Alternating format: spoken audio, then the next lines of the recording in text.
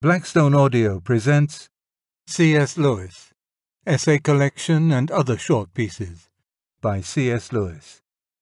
Edited by Leslie Walmsley. This book is read by Ralph Cosham. The Search for God. 1. The Grand Miracle. This was preached in St. Jude on the Hill Church, London, and later published in The Guardian, 27th of April 1945. It was reproduced in Undeceptions, 1971, and is now in God in the Dock, 1998. One is very often asked at present whether we could not have a Christianity stripped, or, as people who ask it say, freed from its miraculous elements, a Christianity with the miraculous elements suppressed. Now, it seems to me that precisely the one religion in the world, or at least the only one I know, with which you could not do that is Christianity. In a religion like Buddhism, if you took away the miracles attributed to Gautama Buddha in some very late sources, there would be no loss. In fact, the religion would get on very much better without them, because in that case the miracles largely contradict the teaching. Or even, in the case of a religion like Mohammedanism, nothing essential would be altered if you took away the miracles. You could have a great prophet preaching his dogmas without bringing in any miracles. They are only in the nature of a digression, or illuminated capitals. But you cannot possibly do that with Christianity, because the Christian story is precisely the story of one grand miracle.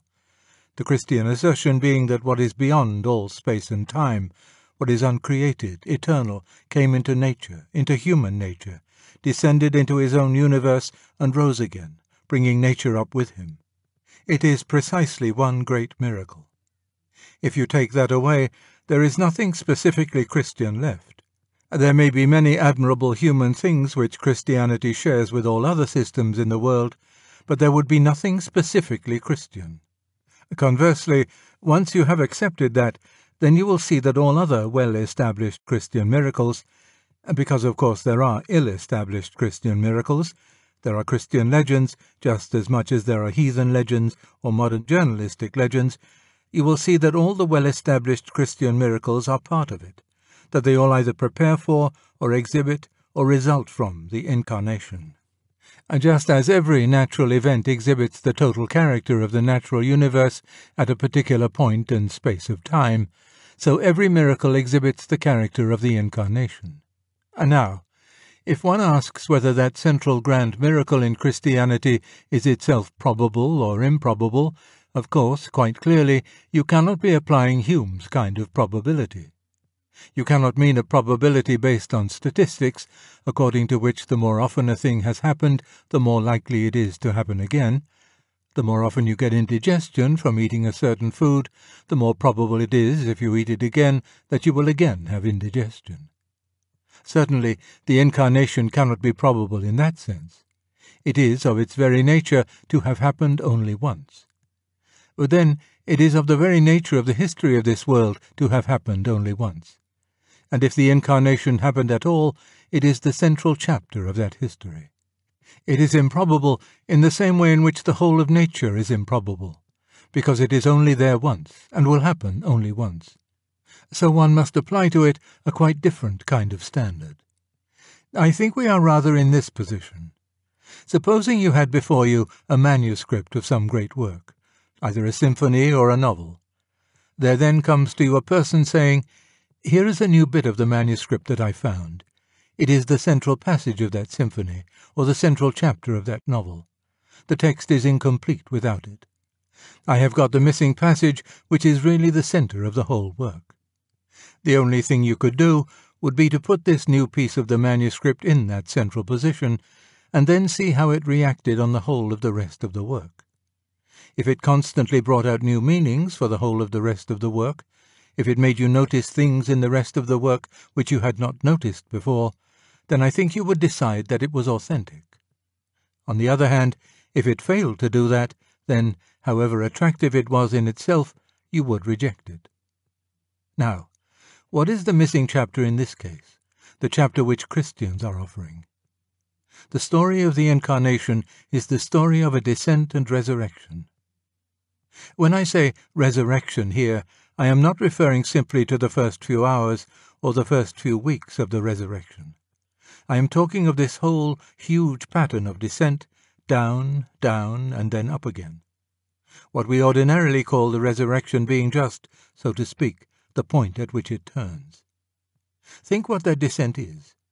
The coming down, not only into humanity, but into those 9 months which precede human birth, in which, they tell us, we all recapitulate strange pre-human, subhuman forms of life, and going lower still into being a corpse, a thing which, if this ascending movement had not begun, would presently have passed out of the organic altogether, and have gone back to the inorganic, as all corpses do. One has a picture of someone going right down and dredging the sea bottom. One has a picture of a strong man trying to lift a very big, complicated burden. He stoops down and gets himself right under it so that he himself disappears. And then he straightens his back and moves off with the whole thing swaying on his shoulders. Or else one has the picture of a diver, stripping off garment after garment, making himself naked, then flashing for a moment in the air, and then down through the green and warm and sunlit water into the pitch-black cold freezing water, down into the mud and slime, and then up again, his lungs almost bursting, back again to the green and warm and sunlit water, and then at last out into the sunshine, holding in his hand the dripping thing he went down to get. This thing is human nature, but, associated with it, all nature, the new universe. That indeed is a point I cannot go into tonight, because it would take a whole sermon. This connection between human nature and nature in general. It sounds startling, but I believe it can be fully justified. And now, as soon as you have thought of this pattern of the huge dive down to the bottom, into the depths of the universe and coming up again into the light, everyone will see at once how that is imitated and echoed by the principles of the natural world. The descent of the seed into the soil, and its rising again in the plants. There are also all sorts of things in our own spiritual life where a thing has to be killed and broken in order that it may then become bright and strong and splendid. The analogy is obvious. In that sense, the doctrine fits in very well. So well, in fact, that immediately there comes the suspicion. Is it not fitting in a great deal too well? In other words, does not the Christian story show this pattern of descent and reascent because that is part of all the nature religions of the world? We have read about it in the Golden Bough. We all know about Adonis and the stories of the rest of those rather tedious people. Is not this one more instance of the same thing, the dying God? Well, yes, it is. That is what makes the question subtle. What the anthropological critic of Christianity is always saying is perfectly true. Christ is a figure of that sort. And here comes a very curious thing. When I first, after childhood, read the Gospels, I was full of that stuff about the dying God, the Golden Bough, and so on. It was to me then a very poetic and mysterious and quickening idea. And when I turn to the Gospels, never will I forget my disappointment and repulsion at finding hardly anything about it at all. The metaphor of the seed dropping into the ground in this connection occurs, I think, twice in the New Testament. John chapter 12, verse 24, 1 Corinthians chapter 15, verse 36. And for the rest, hardly any notice is taken. It seemed to me extraordinary. You had a dying God, who was always representative of the corn. You see him holding the corn, that is, bread, in his hand, and saying, "This is my body." Matthew chapter 26, verse 26.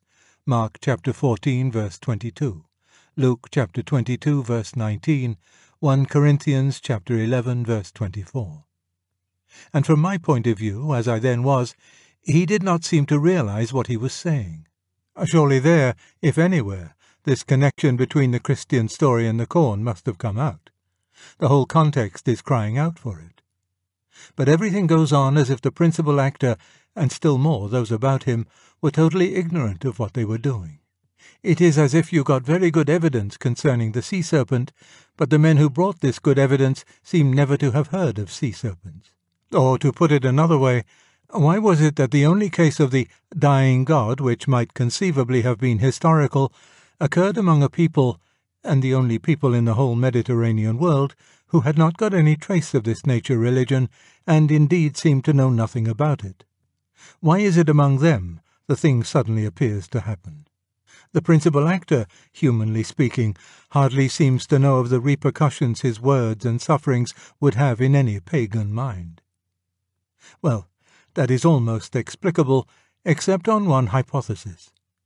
How if the Corn King is not mentioned in that book because he is here of whom the Corn King was an image?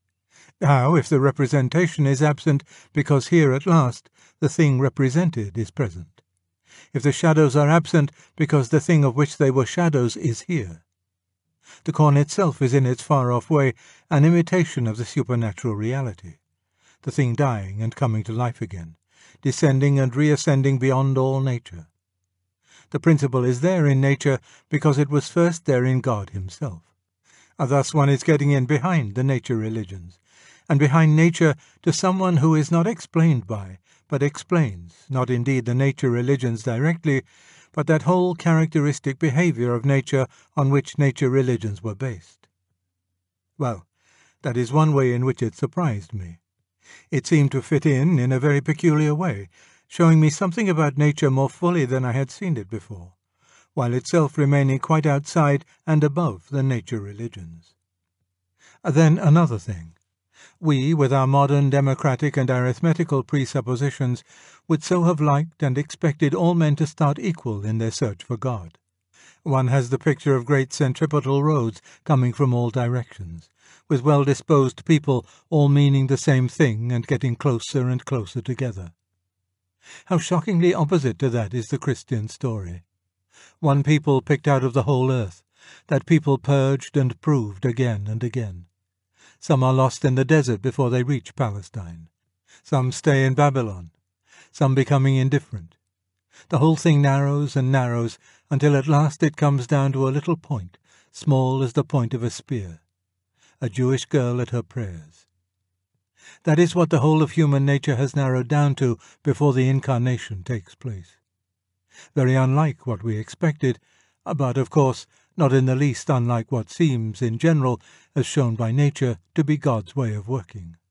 The universe is quite a shockingly selective, undemocratic place out of apparently infinite space, a relatively tiny proportion occupied by matter of any kind.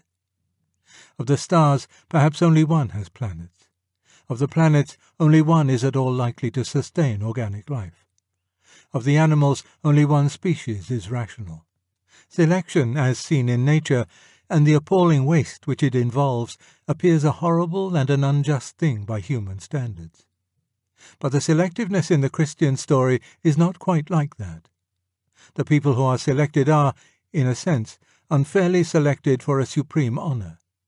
But it is also a supreme burden. The people of Israel come to realize that it is their woes which are saving the world. Even in human society, though, one sees how this inequality furnishes an opportunity for every kind of tyranny and servility. Yet, on the other hand, one also sees that it furnishes an opportunity for some of the very best things we can think of: humility and kindness, and the immense pleasures of admiration. I cannot conceive how one would get through the boredom of a world in which you never met anyone more clever, or more beautiful, or stronger than yourself.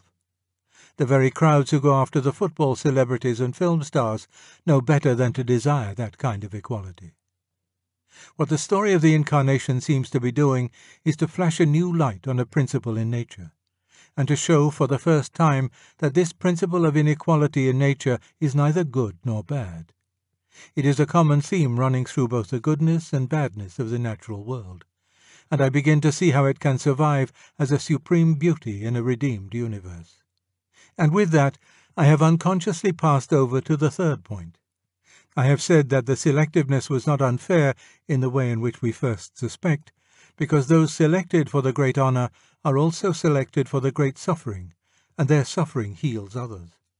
In the Incarnation we get, of course, this idea of vicariousness of one person profiting by the earnings of another person. In its highest form, that is the very center of Christianity. And we also find this same vicariousness to be a characteristic, or, as the musician would put it, a leitmotif of nature. It is a law of the natural universe that no being can exist on its own resources. Everyone, everything, is hopelessly indebted to everyone and everything else. In the universe, as we now see it, this is the source of many of the greatest horrors. All the horrors of carnivorousness, and the worse horrors of the parasites, those horrible animals that live under the skin of other animals, and so on. And yet, suddenly seeing it in the light of the Christian story, one realizes that vicariousness is not in itself bad, that all these animals and insects and horrors are merely that principle of vicariousness twisted in one way. For when you think it out, nearly everything good in nature also comes from vicariousness. After all, the child, both before and after birth, lives on its mother, just as the parasite lives on its host, the one being a horror, the other being the source of almost every natural goodness in the world. It all depends upon what you do with this principle. So that I find, in that third way also, that what is implied by the Incarnation just fits in exactly with what I have seen in nature. And, this is the important point, each time it gives it a new twist. If I accept this supposed missing chapter, the Incarnation, I find it begins to illuminate the whole of the rest of the manuscript. It lights up nature's pattern of death and rebirth, and secondly, her selectiveness, and thirdly, her vicariousness. Now I notice a very odd point. All other religions in the world, as far as I know them, are either nature religions or anti-nature religions. The nature religions are those of the old, simple pagan sort that you know about. You actually got drunk in the temple of Bacchus. You actually committed fornication in the temple of Aphrodite.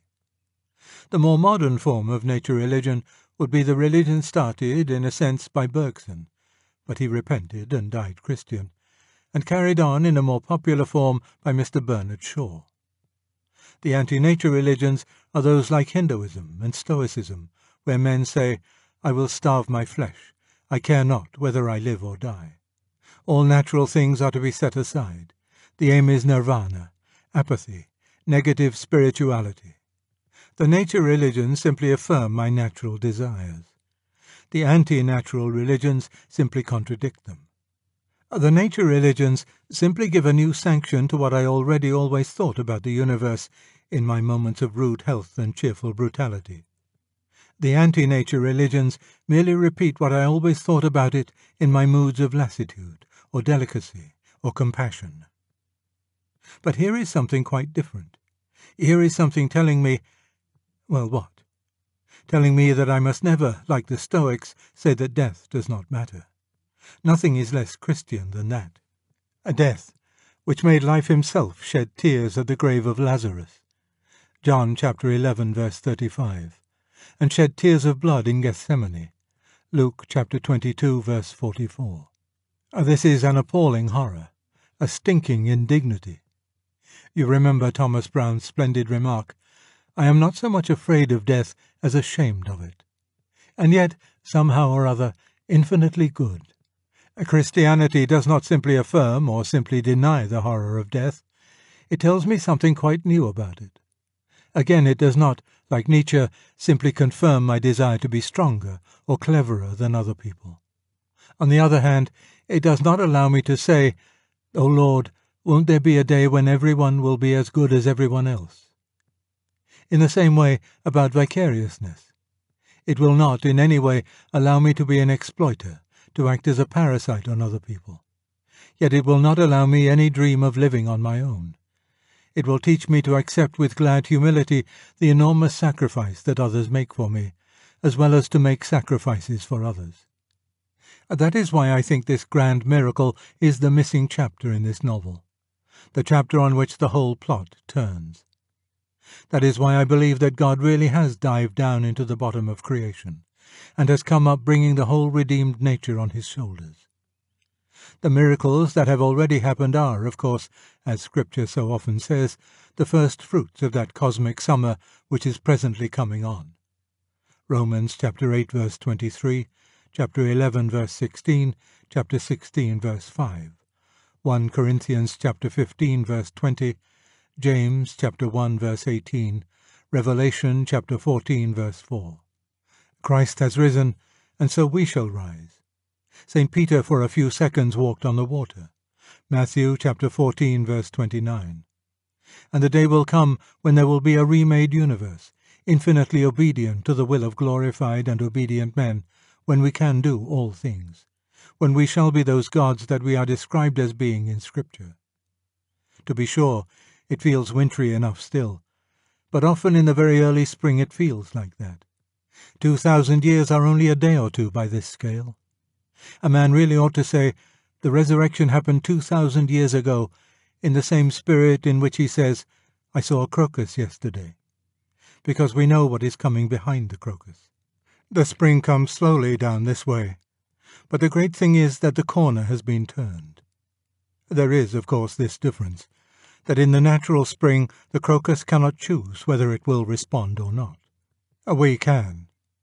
We have the power either of withstanding the spring and sinking back into the cosmic winter, or of going on into those high midsummer pomps in which our leader, the Son of Man, already dwells, and to which he is calling us. It remains with us to follow or not, to die in this winter, or to go on into that spring and that summer.